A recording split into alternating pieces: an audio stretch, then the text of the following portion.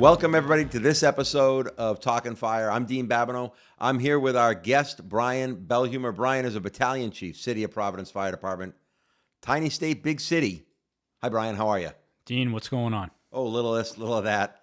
I'm gonna tell them how you end up here. So, Brian and I go back for probably 20 years, maybe a little less, maybe a little more, around the Central Massachusetts Fire Service. Running with some of the same friends, knowing some of the same people. It was probably about the time I got on the fire department as a call firefighter. You were starting down in the city. Probably about the same time frame. Yep. So, and then just in conversation, somebody else suggested to me, a great guest would be Brian. He's got some good stories, been in the fire service, really ingrained in the fire service. And I said, yeah, it makes complete sense. And we got together a couple weeks ago, and here we are. So, why don't we talk a little bit about how you end up in Providence? Because you're born and raised up here in Massachusetts. Correct. And you end up down Correct. in the I was an Auburn kid. Grew up in the town. Family were all firemen. Actually, kind of funny story. My mom's dad was a Worcester firefighter. His brothers were Worcester firefighters. My dad and his brothers were Auburn firefighters, so it was kind of ingrained in the family. So growing up, I grew up in the fire service, and at the time, Auburn was a pretty much on-call fire department. This is like 1995, early 7, 90s, 2, 3, 4. yeah, early 90s, early to mid 90s, and they had a couple full-time players during the day only. So I had joined up, and I was a call firefighter, and did my time. And while I was doing that, I was taking all the exams to, I decided that that's what I wanted to do. Yep. And I was taking all the exams like everybody else was. I was going to say the 90s, like everybody was taking the you go to an exams. exam, there's thousands of people at the big exam. And civil service was the big thing. And at the same time, I had gotten a job for the sheriff's department working at the jail full time. So I was going to college full time, and I was working at the sheriff's department full time, and I was taking fire science through Quinsigamon. And it was funny, back then there was no online classes. No. What they had was these classes called tutorials, and Jim Slevin was one of the professors, and he would teach these tutorials where you didn't have to show up because the fire classes were at night. Mm-hmm.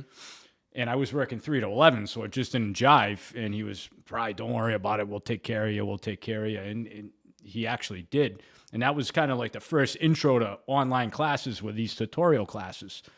So I was able to do both. And throughout the process, I was always a day late, dollar short for wherever I was trying to get on the job back then. And there was a lot of things that went into it, and civil service was a lot different than it is now. Yep. And during the whole shebang of taking all the exams, a guy I know said, hey, my dad was down in Providence, and he saw a billboard on the side of 95 saying that they were having an exam for the fire department. You want to go down and take it? And I was like, I don't know shit about Providence. I have family that lived in Woonsocket, but I don't know anything about Providence. And, he's like, we'll make a day out of it. We'll go to the Foxy Lady. We'll do this. We'll do that. And I was like, 21, 22-year-old kid. Sure. I'm in, Yeah. Yeah. So we went down, we took the exam, and lo and behold, I ended up getting a letter saying, you made the 46 training academy. So when's that? Like 90? So it was 2000. 2000. 2000.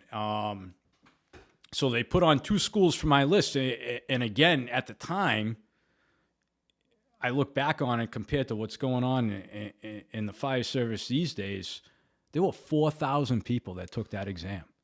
That's wild. 4,000. So we took They don't get that now, do they? No, we took it at the Civic Center, and at the time you took the exam and you had to stay for the entire time allotment for the exam, right? So whether it was 2 or 3 hours, I don't remember. But even if you finish, you had to sit in your chair and wait. So we went to leave, And it took us 2 hours to get out of the parking garage because there was that many people coming out from all the taking same that time. exam. Yeah. And that always like burned in my mind, like, wow, there's a lot of people. Like, and I never, leaving that place, I was like, well, it'll be a good day in the city of Providence, I guess. You know, Sure. we'll go out and do our Yep, thing and yep. whatever.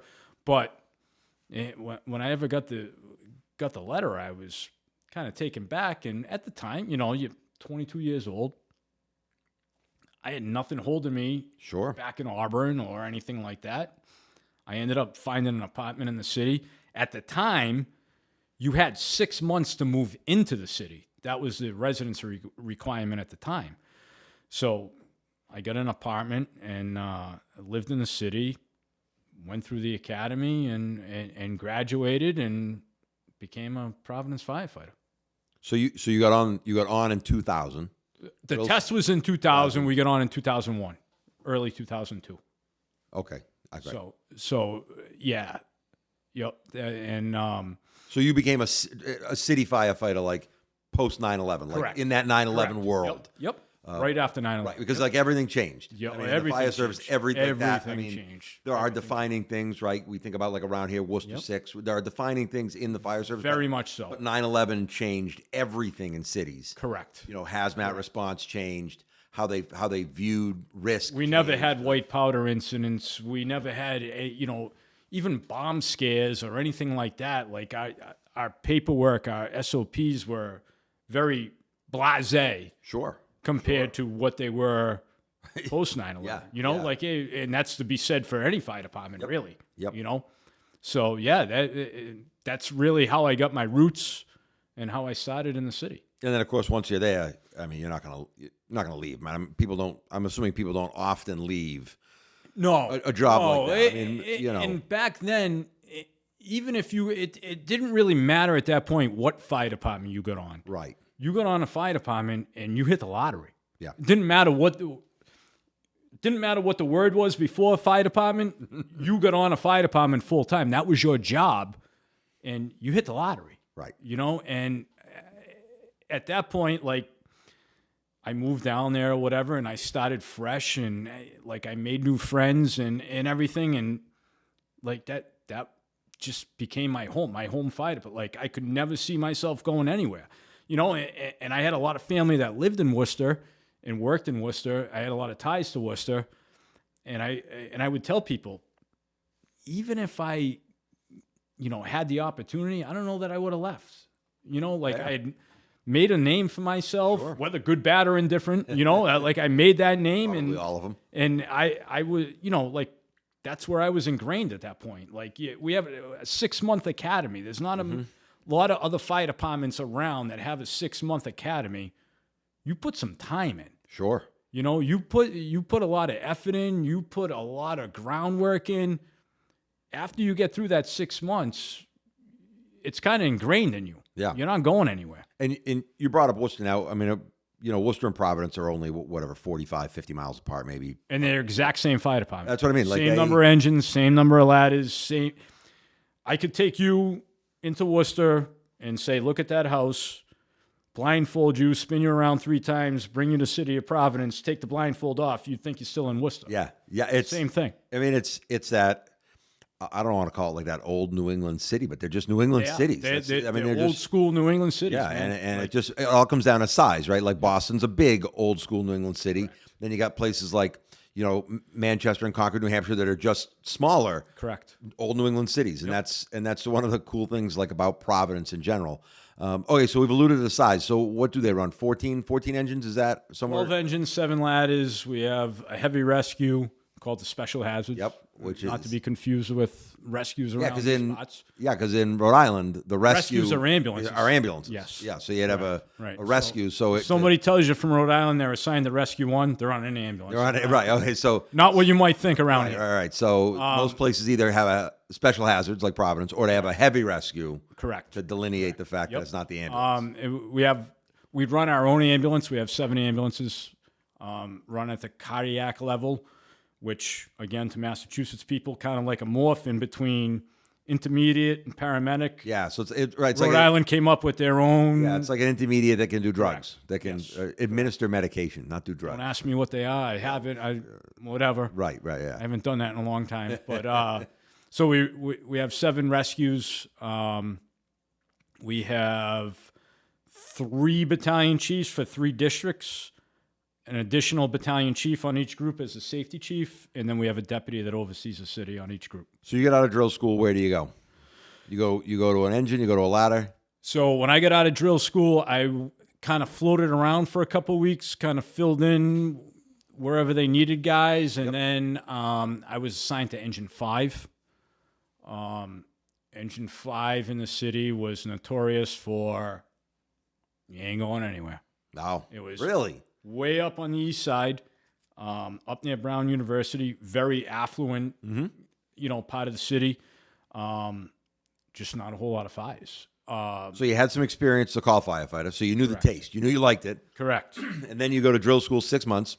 Correct. Now you know you're in. Graduated number 2. Oh, nice. I wasn't going to ask. I wasn't sure. I never know. Graduated number 2 and thinking that was going to buy me something, and it got me the first full-time available spot, which was there you go, right? So in a slow company. So at least you don't get floated, but you end up. But you know what? Like, you do your time, right? Like anything else, seniority means something. Did my time, and I was up there for maybe about 6 months, and a spot opened up on Engine 2, which was down the hill on Branch Avenue, and I was like, what do I do? What do I do? What do I do? Do I put in for it? And they did a lot of running with Engine 12, which at the time had the most first-in fires in the city. Okay. They were second due to Engine 12. Well, ultimate feeder company, but they went to work, they went to fires, and I was like, I got to get my feet wet, right? So I put in for it, got it. Best move I ever made. I went down there and I made lifelong friends. My officer took me in as like my second dad, still good friend. He's retired off the job, still very good friends with him, talk to him often. All the guys that worked together during that time, it wasn't a long time, but we were all from the same schools right around the same time. So we were all very close, went to some fires, not a ton, went to some fires. And, we got our feet wet. We got our feet under us as Providence firefighters. And at the time, we had great officers. These guys were on in the 80s, in the 90s, when Providence was burning down. And they were new officers because they were considered slower companies. Even the new officers went to the slower companies. That's seniority-based fire department. That's how it works. So these guys were coming from fire companies as firefighters, like the premier fire companies. They had a lot to offer to us. They were eager to show us because they were new officers. Sure. So it worked out really well, and we learned a ton. And then you bide your time. I did 3 years there, and had a little bit of seniority underneath me at that point. And companies were starting to open up for firefighter spots, and I put in for Engine 8 in the West End, premier engine company, and I ended up getting it and went to Engine 8, and it, again, one of the best spots I ever got to work in. So, and I know you're going to keep going because Engine 8's not where you are today, so we're going to keep going. But you talk about gaining a lot of seniority in that time. Was Providence losing a lot of people to retirement in that post 9/11 world? So as guys got older and stuff like that, guys retire. It's the natural progression of the fire service, right? And so we hadn't just hit it right. You kind of got on in that wave. We hadn't put on another class at that point, but graduate number 2 out of 48. Yeah, that had 46 guys behind me. Sure. And as guys get older through the fire service, they tend to look to places where they can slow down. And when I say slow down, not go to less fires, but go to less runs. right? Right. Okay. Yeah. Right, the yeah, quality over yep, quantity type yep. scenario. I'd rather go right? to 100 good So, runs than, right? than 1,000 So BS. Yeah. a lot of the guys that were on those really busy engine companies were starting to go to the ladder companies where the guys were retiring out of, right? Okay. So that was opening up those engine companies. So that's how you end up on 8. That's how I ended up in Engine 8, right? So, and when I got there, I said, I want to do things the right. Like I had this path in my head, do some time on an engine company, on a good engine company, do some time on a ladder company, eventually make it to the special hazards, and whatever happens after that happens after that, right? So I was on my path. I'd gotten to Engine 8, and I worked for a captain at the time that he was one of those old school, either he liked you or he didn't like you. And he either made your life livable or not livable, And so we have seniority-based bidding in the city, right? With a caveat that you called the officer and said, hey, Lieutenant, I want to bid that open spot on your truck. And he either gave you the blessing or not. At the end of the day, you're still your union right to bid it, but do you want to bid? Do you want to go work for a guy that said, I don't really want you? Right, because quality of life can then come into play. So this particular captain, he called you. You didn't call him, right? And I was blessed, I guess, and lucky enough that I had worked with him enough over callbacks, over overtime shifts and details or whatever, that he got to know me a little bit. I got to know him a little bit. And he actually called me and asked me to bid that company. And I went there. And, man, some of the most fun times in my life was a firefighter in Engine 8. We had the best guys in that station. It still had that old school feel to it. We were a fire company. Yep. We ran our asses off. Sure. Don't get me wrong. We did, all the medicals and everything, but we were one of the premier fire companies in the city, and we prided ourselves on that. Engine truck there or just? Engine 8, Ladder 2, and we had a Battalion Chief in the building, Battalion 2, the 2nd Battalion Chief. And tough part of the city. Tough part of the city. Like, we had fence around the building with the barbed wire at the top and whatnot. But yeah, man, you ran and you learned a lot about yourself. You learned a lot about the guys that you work with. And at that particular time, the guys that I ran with and my officers and engine and the ladder, we got it done and we had a lot of fun doing it. And we did it a lot. Yeah, sounds like it. So from 8 you go. So I did my time in Engine 8, and in that process, I ended up, I got married, and my wife was actually from up here. So I ended up moving back up here. We got rid of the residency requirement. So I moved back up here, and then eventually we went to the 24s. And a spot opened up on Ladder 5 at the Broad Street Firehouse. And it was like one of those really hard things. The transition was always you go to the ladder truck and you station, right? Ladder 5 opened up, and some of my really, really tight, good friends throughout the job all worked on that group in that station. And I couldn't not go there. And again, if you asked anybody at the time, the premier engine companies in the city were Engine 8, Engine 10, Engine 14.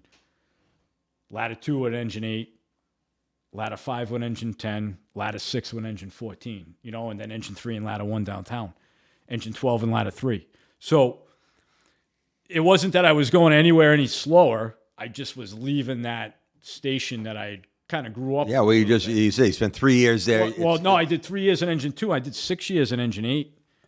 So then I went. So a long time, long time. So I did, and I ended up going to Ladder 5, and the faces change wherever you are, and there's a lot that goes into it. And I ended up going to Ladder 5, and it was great. Like, again, busy ladder, fire-wise, busy ladder company.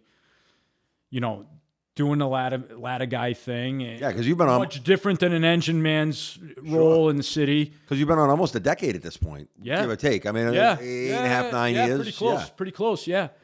And I did my, did a couple 3 years there, and again, faces start to change, right? Guys that I went there to work with were retiring, were making rank. Things start to change, and an opportunity arose to go to the special hazards as a firefighter, and I jumped at it. I did, and again, completely different role than anything that I did, but I looked at it as kind of comes full circle, right? So now I did the engine thing, I did the ladder thing, now I'm doing the heavy rescue thing. Kind of makes you a better firefighter, I think, going through.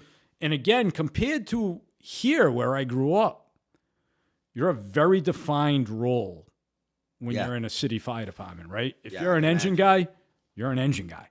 If you're a ladder guy, you're a ladder. You're doing engine stuff, you're doing ladder stuff. And then when you get to the, if you do go to the heavy rescue, you're doing heavy rescue stuff. So it's very defined. Which works very well for a city. Sure. But around here, you don't have that luxury.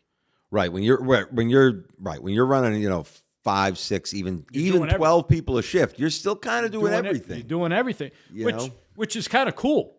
Cool. Yeah. Oh yeah. I kind of dig it. I kind of dig it. But you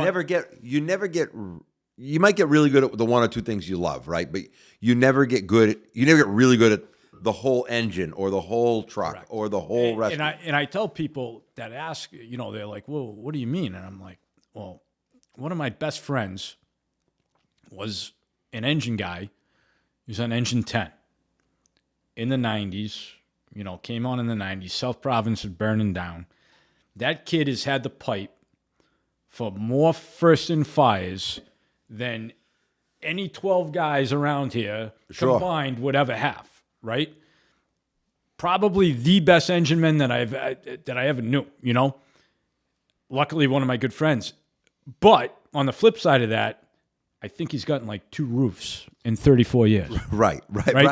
He's got and that's he's just gotten because he might have been on overtime or whatever it was that he ended up getting those. And on the flip side, another good friend of mine was a ladderman his whole career. Just ended up sneaking on a ladder truck out of the academy, and dug it, liked it, whatever, stayed there. That guy's been on more roofs than Santa Claus, as they say. But he's probably had the pipe for maybe a half dozen fires in his career, in a 30-something year career. Right. Just because wasn't his role coming through. And then when you get to the small towns, maybe if you're on duty, you're grabbing the pipe. If you're off duty, you're probably on the first new truck or you're feeding. Which is kind of cool. I like it. You get a little bit of everything. A little bit of everything. Yeah. And you have to know it. Yeah. You have to know it. Right. You can't just, I'm a ladder guy. I don't have to know about that stuff. That hose has battery acid on it. I'm not touching that hose, whatever. Yep. But yeah, it's kind of cool how they have that around here, where you gotta kind of know it all. And then how long did you do at the hazards? So I did. So I got there in 13, and I made lieutenant in 14. So I did about 3 or 4 years in the hazards as a firefighter. And again, some of the best times of my career, working with guys that are into the job, guys that are all about the job. Mike Bates was my officer. Like, these guys that are known throughout the country, and even when I went through the academy, I worked with, one of my instructors was Greg Crawford, nationally known instructor, FEMA team. Like, these guys were the shit. They really were. They started the Barnstable County Fire Academy back in the day when what they were doing back then, go to jail for today. Crazy. And I was lucky enough to take those classes back then, and just meeting those guys and then coming full circle and being like, wow, now I work for you, Mike Bates, Jim Mikulowicz, like some of these guys, Paul Dowdy, like our union president, one of the smartest firemen I've ever worked with, like down and dirty firemen that I've ever worked with. I learned so much from those guys in that time. And, did I want to promote? No. Was promotion what I needed to do? Yes, Sure, yeah. So, for your personal life and stuff, that there's just that light that goes off and says, this is your time, right? Like, so yeah. I put all my eggs in the basket and I studied for lieutenant, and I made it. I made it in 2017. The end of 2016, beginning of 2017. And one of those bittersweet things, again, you studied your ass in our job, not knocking anybody else's job, but if you're not putting in 6 hours a day for 6 months, you don't have a shot. Oh, yeah. I mean, I know plenty of guys have a shot. They lock in. That's it. You do not, you're out. You're out. Just it's like our promotional system's a little bit different than others, and seniority matters and stuff, and there's a point matrix and everything, and you could miss that test by one question and be like 0.18 of a fraction of a point out of making that list. Yep. So you're locked in, and if you're going to do it, you're going to do it, right? So I did. So you go from riding special hazards, going to all the cool shit, every fire in the city. Yeah, I was going to say citywide, doing everything. And now you make lieutenant, and they go, you're going to go ride engine 3, and you're going to run your balls off and do 5,000 runs a year as a new lieutenant because nobody else wants to do it. And you're going to wind boxes, and you're going to pick up, do all the stuff that cities do. As a new lieutenant. And the kicker of the whole thing was you're still in the same building as the special hazards, right? So now I make lieutenant, and I'm watching all these guys that I worked with, and, they're not running around. They're only going to the cool shit. Yeah, and yeah. I'm running around, getting my head kicked in. Yep. Doing 9 after midnight and the whole shebang. But, again, when you look back on it, it made me probably a better officer doing that whole roundabout thing of all that stuff, doing all. And I was lucky that I went to Engine 3. I was busy, maybe too busy, but I did the medicals. I did the highway runs. I did the master boxes. I did the first in fires. They get a little bit of everything, not a lot of one, but a little bit of everything, and it makes it a very busy company. And I learned a lot in that time, and just the way that I guess the stars aligned and a couple other things, a spot come up on the special hazards for a lieutenant after I had a year as a lieutenant, and I was able to. I scored that spot as a lieutenant in the hazards. How long? And then you were there until you made captain. I was there till I made captain. So how long was that? Another 4 years ish? Yeah, right about that. So you were able to spend almost another 8 years in that house. Yep. Total. Yep. That's pretty cool. Yeah. So I mean, really, when you think about it, although you've been on a few companies, you spent 6 years at Engine 8. Yep. And you spent another 8 years between the hazards and the engine, back to the hazards. Yeah. So you make captain, back to an engine. So I did my time as lieutenant in the hazards, and again, one of those bittersweet things, right? Like, do I have a shot at making this list? And I probably talked myself out of a list before I actually made it. Probably talked myself out, nah, you don't have a shot at this. You don't have a shot at this. So just to be clear, because you and I have talked about this before, when you talk about making a list in Providence, you have a 10-person list? Is that what, or you have a list? So it's a little bit different than Massachusetts. Yeah, it's not like when you take the exam for lieutenant, the top 10 guys get put on a list. And that's 1 through 10, right? If you make 1 through 10, you're getting promoted. Correct. Okay. That list doesn't expire. As guys retire, they take them off the list and you get promoted. And what they also do is if you have long-term vacancies, guys out with a broken leg, God forbid a guy has cancer, whatever. Mm-hmm. they'll take a guy off that list and put him in that spot acting. Gotcha. Right? So he gets his feet wet as an actor. Which that eliminates the whole thing about like guys dying on a list because I tell you make 1 through 10, you're in. You're good. It might be 6 years, but you're good. You're good. You're number 10. You're good. You don't have to study. You're good. Because I got a friend on a city just a little east of here, and he's number one. I think he's number one, sitting right now, number one on the lieutenant's list, and then it might expire. Right, and it's going to expire.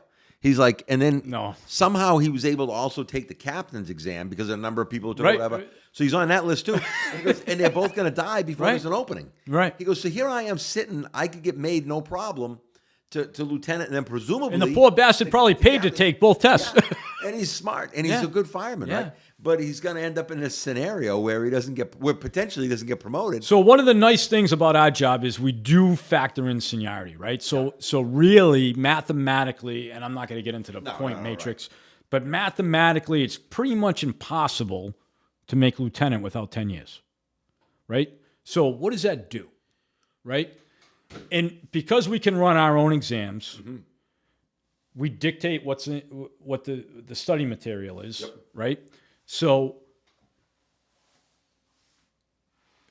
you can take the test after 6, but you really don't have a shot till 10. A lot of guys take it just to take it. Sure. But what it does is now all our SOPs, all our training bulletins, which is similar to New York City where that's a nozzle, right? We have a training bulletin on that nozzle. Everything that needs to know about that. So all our equipment has training bulletins that go along with it, right? So that's study material. Our rule book. Then we have, incident command book, and then we have the other, Dunn's collapse book, the fire officer book by John Norman. Like staple books. Books that everybody uses for promotion. We have all that stuff. I'm And trying to think of how those books have just stood the test of time, too. Correct. Because you named some books that have just been. Correct. They're the book. But the nice thing about being able to run your own exam, and when I say run it, we dictate what the study material is. We send it to the testing company. We have a separate testing company. They produce a test. Yeah. But you have a list of 10 guys. We just had a lieutenant's exam last week, and I think it was like 80 guys that took it, right? 80 guys for 10 spots. So at the end of the day, 10 guys made it. But you had 80 guys that just read all your SOPs, read all your training bulletins, read your rule book. So you got a good amount of your job that are just freshed up on all your stuff. All your stuff. Yeah, which is beneficial in the long run. Right. They didn't make it. But the collateral damage in your eyes is, hey, they're all fresh. Right. It's all fresh in their minds. What they did and that's going to play into something we're going to talk about too in a few because, like, think about that. You just read, Vin Dunn's book on the collapse of the burning building, and that book has got some of the best things that you just got to know. It really should be given to recruits in my eyes. It's an easy read. It's written for a fireman. Like I used to study throughout the ranks. I could read that book in 2 days. I could read that, and I'm a moron, and I could read that book in 2 days. It's very fireman friendly. Sure. Yep. And the information was anybody that read it could use it. Right. Didn't matter where you worked. Didn't matter what job you were on. You could use that information. So you make captain. You end up leaving the hazard. You go to an engine. I went to Engine 2, and so during the course of time from when I worked on Engine 2 as a private to when I went back as a captain, we had closed 2 engines and a ladder. Oh. And Engine 2 pretty much took up their run area, right? So Engine 2 was not the Engine 2 that I once knew. So I went there as a new captain because nobody wanted to work there. Sure. And I ran and I ran and I was like, what did I do? What did I do? I was in the hazards. I was a lieutenant in the special hazards. Like I had the world by the balls. Yeah, and here you You are. know, now. and here I am running around like, you know, and like anything, you just Sure. do your time. And a spot opened up in ladder 6. And, you know, I kind of did the research of everything and I'm like, so ladder 6 goes to like 80% of the working fires in the city. So I missed 20% from the hazards. If, you know, if there's a tech rescue and I'm working, I'm going to go. Like, I'll dispatch myself. Like, what are they going to tell me? No. Right. You know, like, so I was like, I'm going to do it. So I went and I was the captain of ladder 6. And again, like, your crew means everything, right? We talk about having a great crew and having guys work for you that, you know, you want to work for you and have like the same mindset as you. And I always say between work as a lieutenant in the hazards, I had the best guys, you know, and when I went to ladder 6, again, I had the best guys, you know. My biggest chore for the tour was turning the siren on and off and talking on the radio. They took care of everything else. It was easy. I, you know, never had to kick them. Maybe I had to pull them back a little bit. Sure. Which I'd rather do. Yep. But they would awesome firemen, great students of the job. They were into it. They wanted to do right. They wanted to look good. They had company pride. Huge company pride, like to the point where it might have got a little bit like, you can't say that, you know, like, Right. but at the end of the day, I loved it, you know, like, yeah, we're the best. I don't care who you are. We're the best, you know, we're all in the same job, but we're the best, you know, and you go to a fire and it works out. It works out, you know, and I've been very lucky in my career. I worked for great officers. As a fire, like some of the best officers. I can't even put into words the shit that I learned from guys that probably had a GED. So what's really funny is, as you were telling me you work for some of the best guys, I'm thinking, I'm going to ask him what, why, what? And then you go, I can't even put into words. Because, like, you know, so you're reading my mind there. Because it's this job, and I'm sorry, there's probably people that might watch this or whatever and think that I'm full of shit. This job is built on experience. I'm sorry. No, I'm sorry, right? I don't think you need to be apologetic about that one. Some of the best fire officers, the best gentlemen, the best people overall that I've ever worked for were just down and dirty firemen, right? They learned the job from the street. They were lucky that they were on the job during times where there were a boatload of fires that they were able to learn that from, right? And fortunately for me and guys that came on in the early 2000s, we had at that point, those guys were officers, right? Right. So right.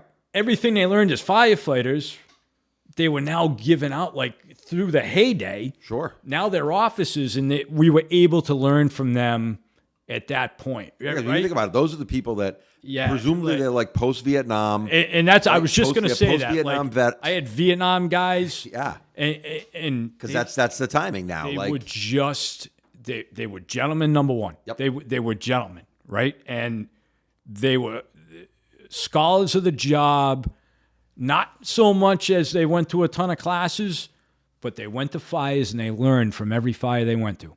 They made a point of learning from every fire they went to. And to me, if you do that, I don't care how many classes you take.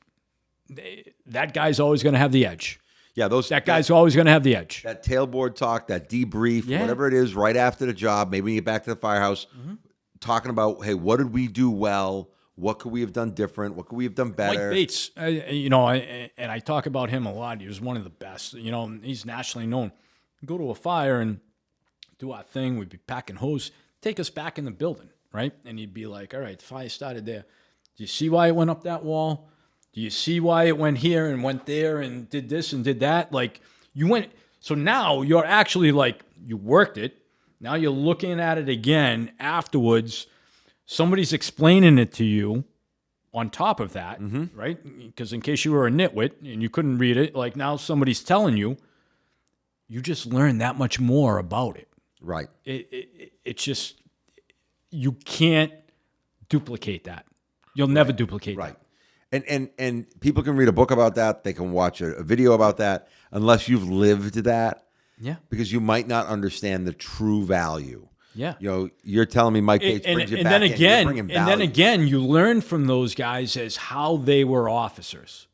Yep. Right? So not only did you learn to be a firefighter through those guys, if you paid attention, you learned how to be an officer and a good officer. Right? Yep. So now you take it, if you were paying attention, you would look and go, all right, I get this fireman thing down. I think, you know, and now you look and go, well, I think I want to be a lieutenant. Now you start paying attention to these guys and how they act as an officer. Now you learn how to be an officer. Right. And be a good officer. Yeah. You know? But I think that, you know, and a previous guest, we started talking about followership too. Like, we teach lessons on leadership and everything, but people got to want to follow too. Yeah. Because they got to have their eyes open, right? Their eyes open, their ears open. You know, when he's taking you in that building after it's burned out, the company or the two companies that are there, listen, you can't just be the firefighter that's looking down at the floor the whole time. Like, you got to engage, right? Because being a follower is going to help the leader be a better leader, but it's going to help you become a better leader. And listen, here's the thing, right? Some of the onus is on you, right? Like, you can live in a bubble, you can live in a vacuum, and you can go through, I don't care what department you're in. You can be in New York City, you can be in Detroit, you can be in LA, you can be in Providence, you can be in Charlton, you can be in Oxford. If you live in a bubble, if you live in a vacuum, you're going to learn nothing. Right. Nothing. Right. You know, and there are guys that I've worked alongside that lived in a bubble, you know, and they made rank, and they're like, like, yep, dude, this is like elementary stuff. Work there 224s. Don't pay any attention to anything else. Don't read a trade journal. Don't listen to a podcast. Don't do anything. And not only this kind of stuff that is above and beyond, just pay attention. Just pay attention to what your boss is doing. Yeah. You know, we go to a master box. Learn how to reset the box. Learn how to rewind the box. Like, learn all that stuff. All you got to do is stand there and watch. Like, no effort. No effort. Right. It's not complicated. No effort. Just watch. You know, like, and if you can't be bothered with that, then, you know, I don't know what to tell you. I don't know what to tell you.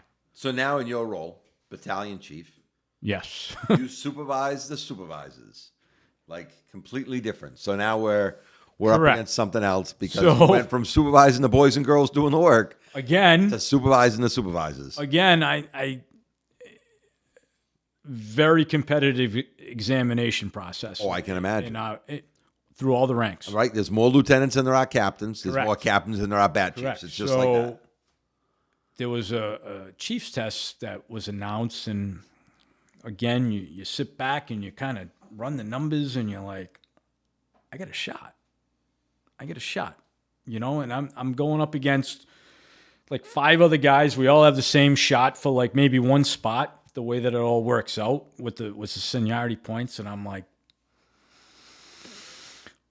what do you do? Like, I'm not going to study half-ass. I'm not going to put an hour or two in a day and then because I just wasted an hour or two a day. Right. That's it. Done. It's a waste. I'm not going to make it doing that. Yep. So why even do that? So I made that decision, and I said, you know what? I'm going to go all in. And I studied. And funny story about how big of a deal it is. The test ended up, we don't do it on Saturdays. There's a certain amount of days from when it's announced or whatever. So the test was announced for a Tuesday. The chief's test was on a Tuesday. And it was a Saturday before. I worked Thursday, worked overtime Friday, came home Saturday morning. And my son had a basketball game in Webster. Okay. Like right around noontime or whatever. So I came home, had a coffee, took a shower, said to everybody, I'm going to go study. I'll see you at the game. I had to leave my house to study. I couldn't study. You were studying at one of the local firehouses to get some Couldn't- friends. Yeah, yep. okay, yep. Couldn't do it. So I said, I'll meet you guys at the game. So I go and I study for a few hours. I go to the basketball game, and game's over, and then all the kids and the parents are going out for lunch. So I was like, yeah, no. Test is Tuesday. It's crunch time. I'm going back to study, you know. So I leave them all. They go do their thing.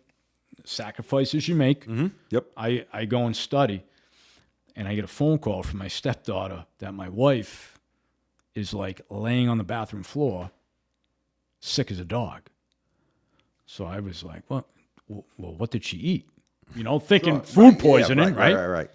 She's like, she didn't even get her food. We didn't even stay. She just like had to leave. Sure. So now I'm, processing, and I'm like, that ain't food poisoning. It's probably catchy, whatever it is. Right. So I was like, man, I went home, put a mask on, grabbed a bunch of stuff, and I stayed at my dad's house until the test was over. I couldn't. And this is Saturday. You stay at your dad's house from Saturday to Tuesday. To Wednesday. Yeah. 'Cause you can't run the risk. No, I wasn't running. Like, I had put in all that time. Like, Sure. That's how come I just don't think that I can, like, convey how competitive and how big of a deal it is. Yeah. You put in that time, 6-8 hours a day for months months on end. Mm-hmm. You're not going to throw it in the garbage to be throwing up one more. Right. I don't want to be disgusting, but what, Right. for something that you probably could have figured out a way around. Yep. You did. And you did. did. And it all paid off. I did. It did. Luckily, my dad was, he has a place in Florida, so his apartment was open, and I was able to just, it worked out. But Right. that's pretty much what it comes down to, Big deal. So you and I talked about, we talked about a whole bunch. We went out, a couple weeks ago and kind of talked about what we're going to talk about tonight. And one of the things that came up was your view, and I shouldn't say it's your view because it's a good view on how we've kind of overcomplicated this thing we call firefighting. Yes. And so where I come from in my department, it's a very simplistic fire department, right? Like, when I say simple, it's simple. There's officers on the job. When I first got on the job, they used to say, if you know 3 colors and you can count to 3, you can be a Providence firefighter, right? And really, if you boil it all down, that's what it really comes down to. And some of the things that we do and the way that we operate, it's bulletproof. It's bulletproof, and it's very simple. It's very to the point. But when I say that, it leaves room for deviation when it needs to be, right? Sure. But for the majority of the work that we do, don't overcomplicate things, man. And we've had some real good scholars that have come through that have paved the way. Mike Bates, Kurt Verone, like these guys that wrote our SOPs, Paul Dowdy, guys that were way bigger students of the trade than I ever thought about being, that brought their knowledge to the table and said, what will work for us, right? This is how we do things, and it just works. Simple things like, you read on Facebook or on social media, a snowstorm's coming, and people are freaking out about the hydrants. Yep. Hydrants, you got to unbury the hydrants. We go out and shovel every hydrant in the city of Providence. Everybody has a hydrant district. You go out and you shovel every hydrant. Too bad, dude. Yep. Too bad. Right. Because at 2 o'clock in the morning, you might need that hydrant, right? So one of the things that goes along with it is, and it works for us because all our power lines are in front of the buildings. So all our telephone poles are right on the street. Right. They're not the back alley. Not in the back alleys. They're out front. They're out front. So what we do is the closest telephone pole to the fire hydrant, we put a white band around 6 feet up in the air, and it's a foot. white band. Painted. Hand painted. Hand painted. White band. Every hydrant. Right? So now I go back to when I'm working in Engine 8 as a firefighter. I pull up, we get a fire. I look around and I look down the street that way. I look down the street that way and I go, "Oop, there's a white band. 50 feet of telephone pole. Engineer, I got a hydrant 150 feet in front of my truck. So that means that engine 10, engine 14, engine 11, whoever's coming in as my feeder company knows where that hydrant is, right? Is it 158 feet? Is it 141 feet? It's down there a little down ways. there. Yep, right. So it just works, right? So then on top of that, what they do is they put an H on the hydrant. And they put an H on that white marker. And the cross in the H has an arrow pointing to which direction hydrant's in. Yeah, because it's just the closest pole gets the band. Closest pole, right? Which way's I? So if, the hydrant's here and the telephone pole's here, the cross in the H is going to have an arrow going that way, and it's actually marched out how many feet from the telephone pole that hydrant is. Now, I'm never going to see that at a flyer. Right. But when I go to shovel hydrants and I look and I go, oh, there's a hydrant 14 feet to the left and the snowbank's that high. Yep. I can, At least. and I'll find that hydrant, right? Right. Simple. There's no computer program. Right. There's no anything, but it's going to work every single time. Right. Every single time And again, it's going to listen, work. the programs are great. GPS coordinates, all that stuff can be great. Yeah. Until it doesn't work, right? Because that over-reliance on technology happens. And then we don't, and then what's our backup? And Or I can look down the street and go, there's a hydrant down there. I can see the white there. I got a hydrant 200 feet in front of my truck. Done. That doesn't fail. Never going to fail.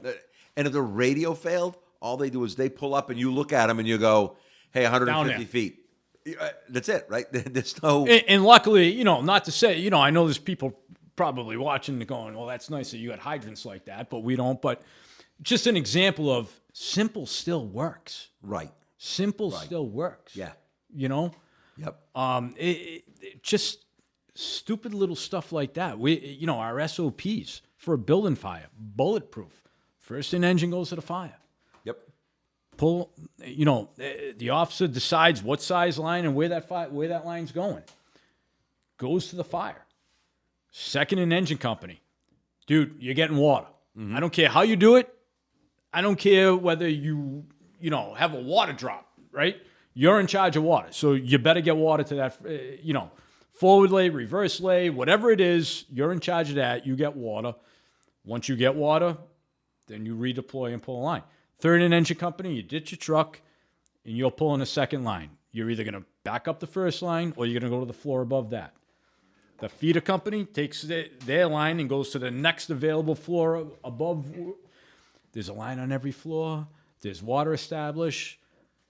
There's ventilate. First in ladders going to the roof. Second in ladders doing searches along with the special hazards.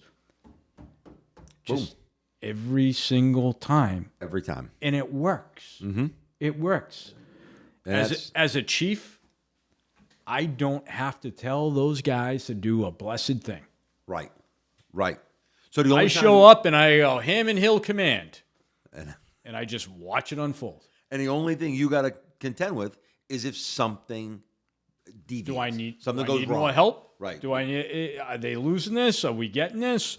Right. Those are the. Those are the things that I, as a chief, need to be concerned with. But I don't need to tell anybody to pull a line. I don't need to tell anybody to ventilate. I don't need to tell anybody to do searches. Those are the basic tenets. They're doing it. Those are the basic tenets of a building fire. Yeah, I mean, it doesn't need to be this crazy thing. And I don't have to say a word. It just gets done. Right. And God forbid, and I go back to some of the old school stuff, God forbid you're on your way there and you ask one of those old school chiefs, sure, what you want me to do. And I don't want to be around when, after that fire is over. You're a sworn officer on the Providence Fire Department. You better know what to do. Right. That's First part, do, second do, third that's do. part of your job as an officer is to know what you do at a building fire. Yeah. That's it. Like, Yep. that's your job. Yeah. I worked for a chief that was like, he always said he doesn't want anybody to have to explain what the first do, second do, third do. That it should be set up that way. And I get it. And I get it. We have the we have the companies to be able to do that, right? Yeah. But any fire department, I don't care where you're from, you can scale it to what you have. To what you have. Correct. Right? Correct. Yes. And, do the job. It's not hard. Again, I could give you 8 things and you won't die. Yeah. 8 things you need to know about this job and you won't die. Right. It comes down to just. It's So I'm pretty sure you don't need a master's degree to remember 8 things so you don't die or kill anybody else. Right. Right? It's not really that difficult if you grasp the concept of what we're trying to do here. Yeah. So yeah. So memorable incidents. You spent some time citywide. And I didn't. And I know I didn't tell you I was going to ask you that. So I talked to a guy a couple weeks ago, and he used that expression, and I thought, what better expression? Funny, memorable, memorable, like those incidents that stand out. Good, bad, ugly. So I'll give you one that was kind of like a funny and a kind of a cool thing all at once. I had just bid to ladder 5. Okay. Right? Another kind of shitty part of the city, South Providence, not that great of a part of the city, coming from Engine 8. I think I was there a week or two, and we went to a master box, one of the high rises in their district. So what's that get you, like a 2-in-1? 3-2. A 3-2, okay. 3-2, yep, and a chief. And not the hazards, though? Nope. No hazards. Not for just a master box. Okay. So, not a lot of master boxes in that district. Wasn't a lot of master boxes in Engine 8's district either. Pretty much residential. Yep. So we go and we pull up, and I'll never forget, I'm walking up to the doors in the lobby, and there's 30, 40, 50 people standing outside. So I said to my buddy Pete, I go, wow, I says, they actually come out of the buildings here? I said, they didn't do that in Engine 8. Right. He goes, and I'll never forget it. He looks at me, he goes, no, he goes, something's going on. Yeah. So we look at the panel, and it said 3rd floor, whatever. So we ended up going up there, and, we get off, walked up the stairs and get up to the 3rd floor. We open up the door from the stairway, and, the smoke is there, and we're like, hey, boy, and we're feeling around, and, we find the door that's hot, stained or whatever, and we get ready to go. We tie into the standpipe, and, we do. Yep.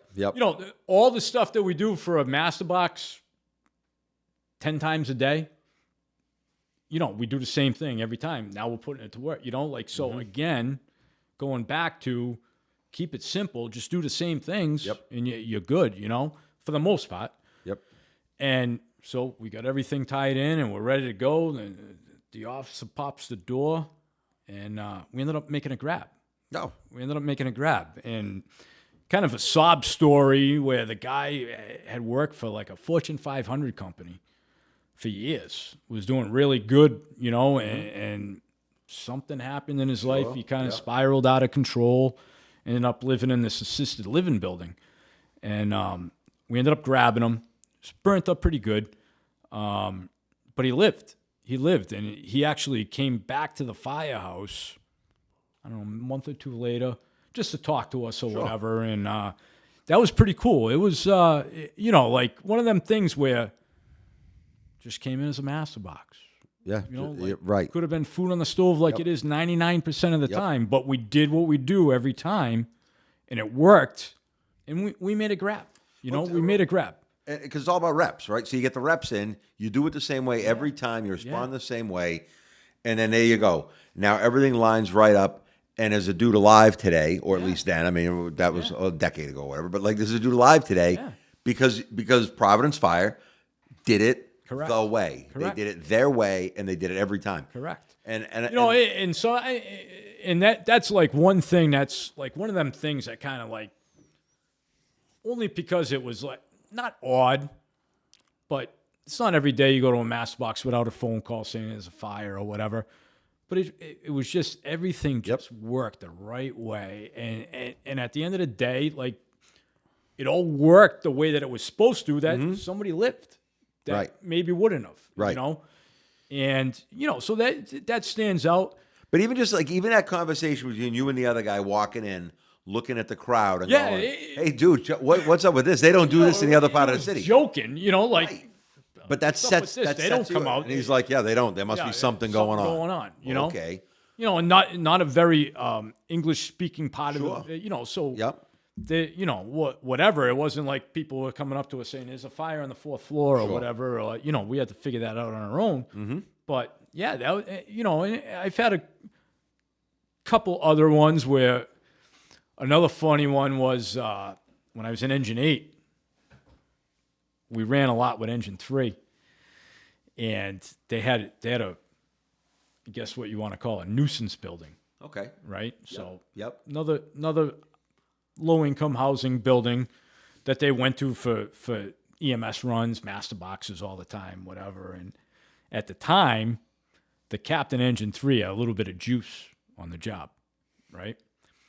So he said, give 359 cop in an Engine 8, right? So Engine 3 did 5,000 runs a year, Yeah. So I was in Engine 8 at the time. We were like, you got to be kidding me, right? So we got to go over there and So the first run we go to the place is a master box. And there's no way that we're going to beat Engine 3 there, right? So we pull up, and we're looking down Carpenter Street, and you can't even see him, right? Talk about drop the anchor, right? So whatever, we're piss bitching and moaning about it. We walk up, and I never forget, we walk into the lobby, Spanish woman in the lobby, and she's doing this. She's doing, smoking and pointing to the smoke detector. So read the panel, says, 5th floor, smoke detector. I like somebody smoking under the smoke. So we're walking up. We get up, and I'll never forget. I was with this kid, Rick Burns, and I look and I go, "You smell that?" And he goes, "Yeah." I said, "You feel it? Isn't it warm up here?" He goes, "Yeah." So we make our way, and it was an old school. Okay. That they converted. Yep. And it's a little alcove like apartment. We get there, and there's smoke pushing out the corners of the door, and it's all, blackened and everything. Mm-hmm. And I was like, holy shit. So we run back. We're like, we got a fire up here. And even the officers are like, are you sure? Right? Like, this place comes in like 8 times a day. And we're like, no, that apartment's on fire. So again, we hook up, do our thing, and we made another grab out of that place. And, the thing that stands out to me in that was, probably hadn't been a fire in that joint in 15 years. Right. But the first run that Engine 8 had it, as their first do, we had a fire, and we made a grab out of the place. So wild. Yeah, it was kind of, that stands out. A couple big fires. PC burned when we had the 4 houses burn at PC, and then at the same time, we had another 2 houses going on the other side of the city. It was a cool day to be working in the city that day. And, like stuff like that, but those little things, like those little nuances, not to say you go to a ton of fires and they all run together, but those little nuances about certain fires, that's what sticks out to you. You know, like, well, yeah. For the most part, I mean, fires, we go to fires, we put them out and we go back, and that's one of the things I've always said. We don't make a project out of it. We go, we put the fire out, we put the hose back on the truck, and we leave. Well, that goes back to that not overcomplicating it. Correct. It's a blue collar job. Mm-hmm. And don't get me wrong, that doesn't mean that there aren't times and places where we have to apply white collar skill, right? Correct. Like we still need to have officers all ranked that can do certain things and that have certain education. Absolutely. Yep. But we still need people that have the experience and that For the have day-to-day street operations, that's what you need. you just need to be able to go and get at it. You know, and I always go back and I always say, listen, at the end of the day, I don't care what town you work for, what city you work for. There's a name, and then it says right after that name on the outside of the building, fire department. Right? Mm-hmm. So when there's a fire, you better know what's going on. Uh-huh. You better be able to do the job. Like, that's what the sign on your building says. You're the fire department, right? If there's one thing that we better be able to do, right? Thing. One thing. Correct. One thing. You know, and I work for guys that are, you know, you read it on the internet. The fire should never get worse after the fire department gets there, right? Right. It should not get worse after the fire department gets there. You should at least be able to kind of make it even seem better. Maybe it won't be better, but yeah. Yeah. So let's see. I think we've covered everything we want to talk about. If you could go back, so you've been at 23 years, 24 years-ish, like that. If you could go back to any one time, and I'm not saying that the time you're in isn't great, because the moment's the moment. We got what we got. But if you could go back to an assignment, an engine, a rank, a spot, only one. You can't say, oh, I do this or I do that. Where would you go? Honestly, going back to what I said earlier, you do what you have to do for yourself, right? And I took that exam to be a battalion chief, and I'm very, very grateful that I passed it and everything. And it's been a few months. I'm still having a little bit of a hard time with I don't ride a fire truck anymore. Sure. I don't ride a fire truck anymore, you know, and I could go back into any of those spots that I ever worked. And I think, you know, like, if they wanted to pay me what they pay me to be a chief, right? Well, yeah, right. Yeah. And I could go back to anyone. I'd pick any one of them because I had that great of an experience going through the ranks and going through the companies that I worked at. They were all different. They were all with different people, which made it that much better, right? Because I got so many different perspectives from so many different officers and guys that I worked with throughout the process. Isn't it right? And isn't that funny? Like when you're so now, I mean, we'll just give it away. I mean, guys like you and I, mid to late 40s. Yep. You start to get to look back at the last 25 years. I'm not going to ride a fire truck anymore. And even when you look back, you go, you know, even the bad times weren't that bad. I mean, I look back at my, you know, like some of the time when I was in Engine 2 as a captain, I wanted to kill the world, you know, but now I'm like, just still riding a fire truck. Right. You know, right. And even when I was in Engine 2, I was looking down the road as to where I was going to go and what I was going to be able to do and what company I was going to be able to go to as a captain and all that stuff. And, you know, you do it. It's almost like when you're a kid and you're always wishing for Christmas, right? Then Christmas comes and you're like, shit, now what do I do? Yeah. Right? Christmas is over. Yep. 6:00 Christmas night. Christmas is over. Right? You got that. It's kind of almost what you feel like when you make that final rank that you're not riding a fire truck anymore. Yeah. So you got a battalion. So, do you have a permanent battalion? Are you? So right now I'm in the safety car.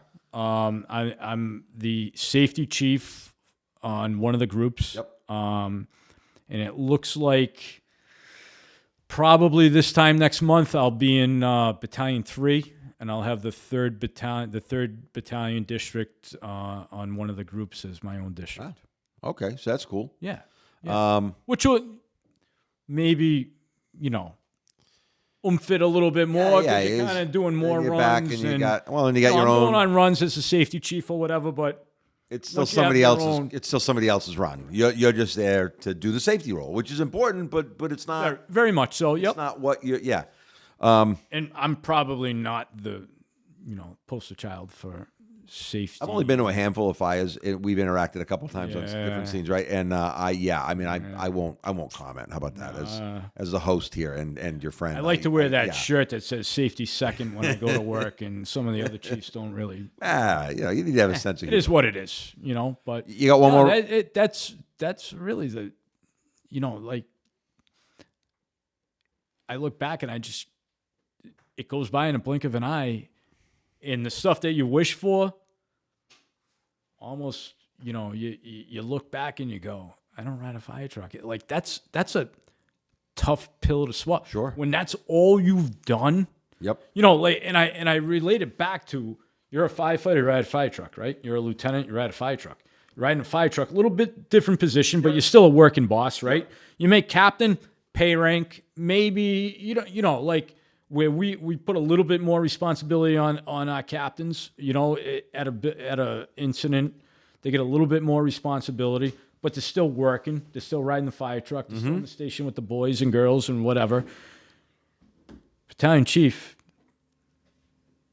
Yeah. No more. No more. No you more. don't have drivers, so you're by yourself. You're by yourself, and you're still in the firehouse with the boys and girls and whatnot, but it's not the same. Yeah, I can It's not imagine. the same. It's not. And that's my biggest hiccup. And eventually over time, it'll get easier, like anything, it'll get easier and easier. But I think the hardest progression is to go from firefighter to lieutenant, and then from captain and battalion chief is another hard progression to go. Yep. So, but we'll get there. And I think anybody worth their salt probably feels the same way. If you really were into the job and you get to that point where you do make battalion chief or whatever chief officer in your department, if you don't have that regret or you don't have that, I miss the companies, I don't know if you're ready for what you're doing. Huh? I don't know if you're ready for what you're doing. It's a good way to look at it. Right? It's a good way to look at it. Yeah. Yeah. You're going to master everything you're in before you make the next rank. To me. Sure. Maybe I'm wrong. But yeah, and if you think you're already ready before you even get there, I don't think you're ready. I don't think you're ready. So we've been at it about an hour. We're going to wrap up. You got anything else you want to add? No. Anything else we missed? It's a pretty cool thing that you're doing. Oh, thank you. Thank you. Yeah, I mean, I like yeah, it. I mean, I like it. to talk, so this kind of works out. So Yeah, I dig it. And good luck with everything. And I hope to see some other good guests come on. And oh yeah. I'll definitely be a spectator in the episodes that come up after this. Perfect. So our guest today, Brian Belhumer, Battalion Chief, City of Providence. My name's Dean Babineau. Our executive producer and engineer is Mac Rice. I hope you join us next time when we'll be talking fire.